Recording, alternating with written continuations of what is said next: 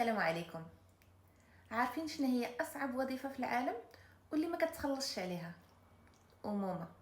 حيت ماشي 8 سوايع ديال الخدمه، وما فيهاش الكونجي، وما فيهاش نحبس نمشي نشرب قهوه ونجي، 24 ساعه على 24 ساعه وكل نهار، وبلا سالير، غير بالله يرضي عليك.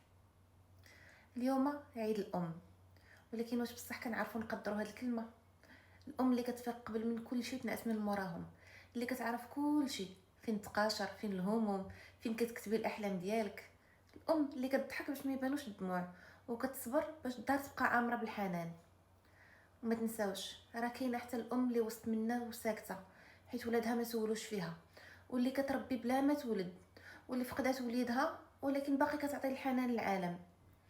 اليوم قبل ما ترسلي ستوري فيه وريضه ولا بوست فيه قلوبه، ديري شي حاجه بسيطه ولكن من القلب. سيري لعندها، عانقيها، قولي ليها كنبغيك. وإلا بعيده ديري تليفون فيه غير ضحيكه، ماشي هذيك اشنو خاصك.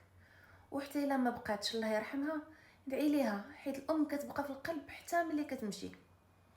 اللي كيقول انا خدمت اليوم باش نجيب كادو لماما، راه الكادو الكبير هو انك تكون انت بخير باش ترتاح هي. الرسول عليه الصلاه والسلام كيقول الجنه تحت اقدام الامهات. ماشي كل ام كتقول بغيتك بصوت عالي، ولكن كاين الام اللي كتعبر بالاكل، الله يخلينا مواتنا، بالاهتمام، بالدعاء. هذه هي اللغه ديالها. اليوم ردي الجميل ولو بكلمه دافئه. خليت لك هذه الكلمه من كلام نساء، انا وفاء، وهذا كلام نساء.